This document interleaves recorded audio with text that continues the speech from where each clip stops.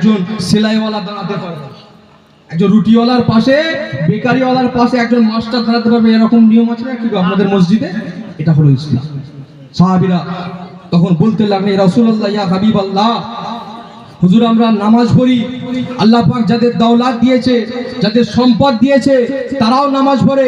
হুজুর আমরা রোজা রাখি, আল্লাহ পাক যাদের দৌলত দিয়েছে, যাদের সম্পদ দিয়েছে তারাও রোজা রাখে। হুজুর আমরা বেশি বেশি ইবাদত করি, রাত জেগে জেগে ইবাদত করি। যাদের আল্লাহ পাক দৌলত দিয়েছেন, যাদের সম্পদ দিয়েছেন তারাও ইবাদত করে। তবে আল্লাহ পাক তো আমাদের সম্পদ দেয়নি, আল্লাহ পাক তো আমাদের দৌলত দেয়নি, আল্লাহ পাক তো আমাদের ধনী করেনি, আল্লাহ পাক তো আমাদের আমির করেনি। যেটা আমির মানুষেরা দান সদকা করে, যাকাত দিয়ে তারা যে আমল, তারা যে সওয়াবের হকদার হয়ে যাচ্ছে। ইয়া রাসূলুল্লাহ, ইয়া হাবিবাল্লাহ, আমরা আপনার গরীব সাহাবী, আমরা আল্লাহ পাকের গরীব বান্দাবান্দি, আমাদের তো সেই সওয়াব পাচ্ছি না, আমরা তো সেই সওয়াবের হকদার হচ্ছি না। একবার জোরে বলুন না সুবহানাল্লাহ।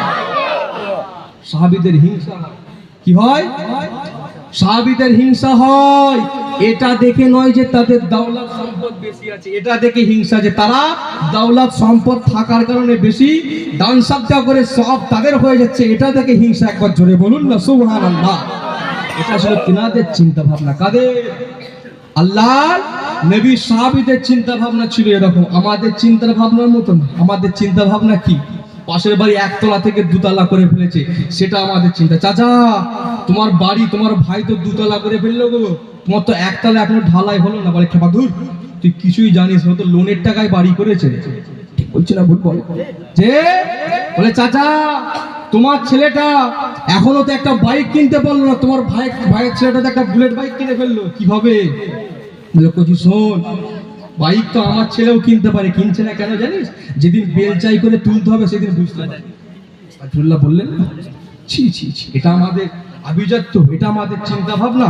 যে আমাকে বলেন হিংসা করা জায়েজ না না জায়েজ? কথা বলেন, হিংসা করা না জায়েজ। কিন্তু আল্লাহর নবী সাহাবীরা হিংসা করছেন কোন ব্যাপারে? কথা বলে না, আমলে হিংসা, আমলে হিংসা করছেন। হাদিস পাকের মধ্যে পাওয়া যায়, হাদিস বলছে শোনেন, হিংসা দুটো জিনিসের উপর করা যায় আছে। কটা? সবাই মিলে একটু বলেন, সবাই শুনছেন তো নাকি গো? যে কটা? দুটো জিনিসের উপর। এক নাম্বার, আল্লাহ পাক যার দৌলত বেশি দিয়েছে, যার সম্পদ বেশি দিয়েছে, যে সম্পদটা সে হালাল ভাবে ইনকাম করেছে, যে সম্পদটা সে হালাল ভাবে অর্জন করেছে এবং দান সাদকা করছে, এটা দেখে যদি অপর কোনো মুসলমান হিংসা করে যে আল্লাহ পাক আপনি ওকে অত সম্পদ দিলেন, আমাকে দিলেন না, আমি দান সাদকা করলে আমিও একই সওয়াব পাবো, তাই তো নাকি গো? এটা এক ধরনের হিংসা। আর এক ধরনের হিংসা হচ্ছে আল্লাহ পাক কারো ইলম দিয়েছে, কি দিয়েছে?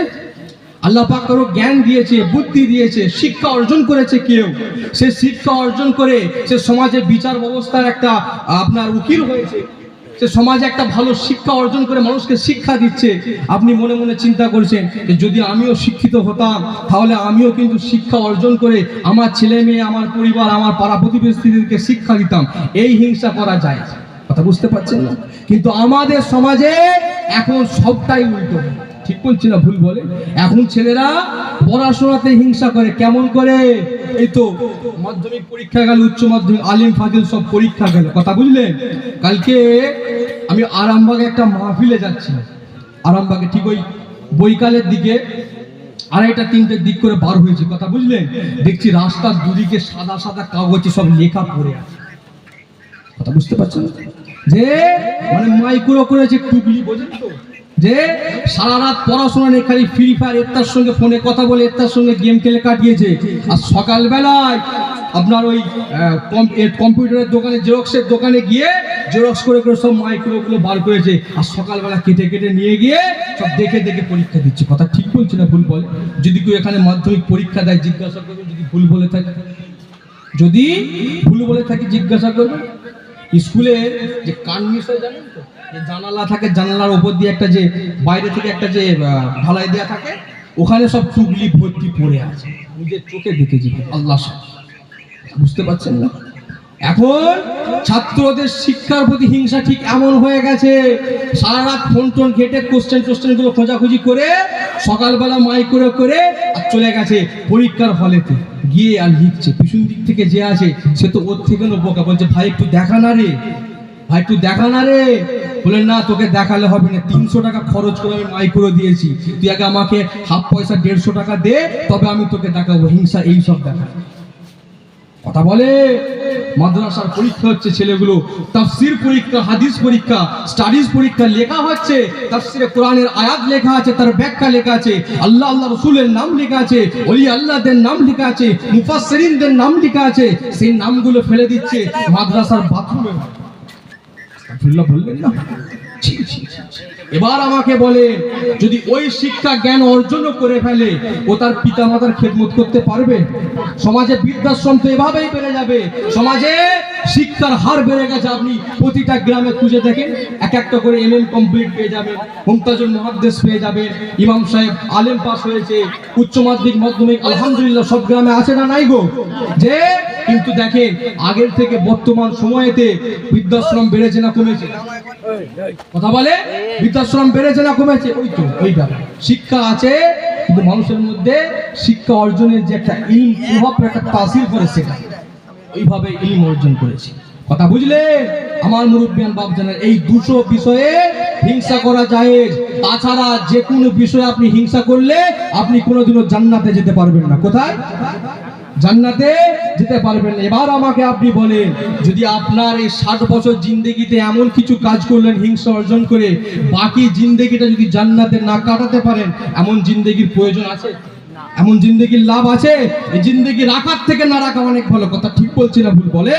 হ্যাঁ, বাকি যতগুলো বিষয় আছে আপনি হিংসা করলে শেষ হয়ে যাবেন, তাবাহ হয়ে যাবেন, ধ্বংস হয়ে যাবেন। কথা বুঝলেন? হিংসুকরা কোনোদিনও জান্নাতে যেতে পারবে না। কিতাবের মধ্যে পাওয়া যায়, একবার আল্লাহর নবী হযরতে নূহ আলাইহিস সালাম, কোন নবী? হযরতে নূহ আলাইহিস সালাম একবার ইবলিসকে জিজ্ঞাসা করছেন, হে ইবলিস, কোন জিনিস অনুসরণ করলে, কোন জিনিসকে ফলো করে চললে, কোন জিনিসকে মেনে চললে বনি আদম জাহান্নামে যাবে, আমাকে একটু অবগত করিয়ে দাও, আমাকে একটু বলে দাও। কে বললে? বুঝেন না কোন নবী বললে? হযরতে নূহ আলাইহিস সালাম। কাকে বলছেন? ইবলিস শয়তানকে বলছেন। তখন নূহ আলাইহিস সালামের প্রশ্নতে ইবলিস জবাব দিতে লাগলো, হে আল্লাহর নবী নূহ, শোনো, বনি আদম যদি এই 4টে জিনিস অনুসরণ করে, এই 4টে গুণ যদি তাদের মধ্যে থাকে, তাহলে তারা জাহান্নামে চলে যাবে। 1 নাম্বার হলো হিংসা, 2য় নাম্বার হলো অহংকার, 3য় নাম্বার হলো লোভ, আর 4র্থ নাম্বার হলো কৃপণতা। কি কৃপণতা? এই 4টে গুণ যদি থাকে, সে ব্যক্তিরা কোনোদিনও জান্নাতে যেতে পারবে না। আল্লাহ নবী হযরতে নূহ আলাইহিস সালাম, ও যুবকেরা, ওই সময় শয়তানকে জিজ্ঞাসা করতে লাগলেন, এই কথাটির ব্যাখ্যা কি? কি তুমি বোঝাতে চাইছো? আমি নবী, আমাকে একটু বুঝিয়ে বলো, আমি একটু জানতে চাই, আমি একটু বুঝতে চাই। ওই সময় ইবলিস শয়তান জবাব দিয়েছিলেন, আল্লাহ পাকের নবী হযরতে নূহ আলাইহিস সালাম, আল্লাহ পাকের নবী হযরতে নূহ আলাইহিস সালাম, শোনো শোনো, আল্লাহ পাক সর্বপ্রথম আদম আলাইহিস সালামকে সৃষ্টি করলেন। যখন তিনি আল্লাহ নবী হযরতে আদম আলাইহিস সালামকে সৃষ্টি করে ফেললেন, সৃষ্টি করার পরে আমাদেরকে বলতে লাগলেন, সমস্ত ফেরেশতাদেরকে হুকুম করলেন, ও আমার ফেরেশতারা, তোমরা আমার নবী, তোমরা আমার নবী হযরতে আদম আলাইহিস সালামকে সকলে সিজদা করো। আল্লাহ পাক হুকুম করে দিলেন। ও যুবকেরা, আল্লাহ পাকের হুকুমেতে সমস্ত ফেরেশতারা সকলে সিজদা করলেন, সকলে মাথা নত করলেন। কিন্তু আমি ইবলিস, আমি হিংসা করে আদম আলাইহিস সালামের উপরেতে হিংসা করে তাকে আমি সিজদা করলাম না। এরপর আমার আল্লাহ পাক আমাকে জিজ্ঞাসা করলেন, হে ইবলিস, তুই কেন সিজদা করলি না? তোর সিজদা না করার কারণটা কি? ওই সময় ইবলিস জবাব দিয়েছিল, হে রব্বি আল্লাহ পাক, হে রব্বি মাবুদ, আদম সে তো মাটি সৃষ্টি আর আমি ইবলিস, আমি আগুনের তৈরি, আমি আগুনের সৃষ্টি, সুতরাং আদমের থেকে আমি অনেক উত্তম, আদমের থেকে আমি অনেক ভালো। আমি এই অহংকার করে আল্লাহ পাকের জবাব দিয়েছিলাম, আল্লাহ পাকের উত্তর দিয়েছিলাম। ও যুবকেরা, ওই সময় আমার আল্লাহ পাক আমাকে লানত দিয়েছিল, আমার আল্লাহ পাক আমাকে বহিষ্কৃত করেছিল। শুধু তাই নয়, এরপর আল্লাহ পাক হযরতে আদম আলাইহিস সালামকে হুকুম করে দিলেন, হে নবী আদম, তুমি এরপরে ওই জান্নাতের গন্ধম ফলটি, জান্নাতের গন্ধম ফলটি তুমি ভক্ষণ করবে না, তুমি খাবে না। কিন্তু আল্লাহ নবী, আমাদের সকলের পিতা হযরতে আদম আলাইহিস সালাম, তিনি ওই ফলটার লোভে পড়ে, তিনি ওই ফলটার মায়ায় পড়ে ওই ফলটিকে ভক্ষণ করে নিয়েছিলেন, ওই ফলটিকে খেয়ে নিয়েছিলেন, যেটার জন্য আল্লাহ পাক আমাদের নবী হযরতে আদম আলাইহিস সালামকে, আমাদের পিতা হযরতে আদম আলাইহিস সালামকে জান্নাত থেকে দুনিয়ায় পাঠিয়ে দিয়েছিলেন। শুধু তাই নয়, চতুর্থ নাম্বার হলো কৃপণতা। যে ব্যক্তি কৃপণ হয়, যে ব্যক্তি কম কম খরচা করে, যে ব্যক্তি বেশি খরচা করে না, প্রয়োজন মতো খরচা করে না, আল্লাহ পাক যার দৌলত দিয়েছে, যার সম্পদ দিয়েছে, কিন্তু সে ব্যক্তি যাকাত দেয় না, সে ব্যক্তি দান সাদকা করে না, সে ব্যক্তি তার মাল অন্যজনকে দেয় না। ও যুবকেরা, এক কথায় যে ব্যক্তি কৃপণ হয়, আল্লাহ পাক ওই ব্যক্তিকে পছন্দ করেন না। আমার মুরব্বিয়ান বাপজানেরা, ছেলেরা, যুবকেরা, তাহলে বুঝতে পারছেন তো নাকি গো, এই চারটা গুণ যদি আপনার আমার মধ্যে থাকে, আমরা কোনোদিনও জান্নাতে যেতে পারবো না। কথা বুঝলেন? সেজন্য জান্নাতের আশায়, আল্লাহ পাকের কথায় এই চারটে গুণ নিজের মনের মধ্যে রাখা যাবে না, তাই তো নাকি গো? আমার মুরব্বিয়ান বাপজানেরা, ছেলেরা, যুবকেরা, ফিরে আসেন যে কথা বলছিলাম। আল্লাহ নবী সাহাবীরা জিজ্ঞাসা করতে লাগলেন যে হুজুর, আমাদের সব তো নাই, তাদের মতো তো আমল করতে পারছি না, এটা তো তাদের হিংসা। জিজ্ঞাসা করতে লাগলেন কাকে? জোরে বলেন কাকে? আল্লাহ নবী সাল্লাল্লাহু আলাইহি ওয়াসাল্লাম।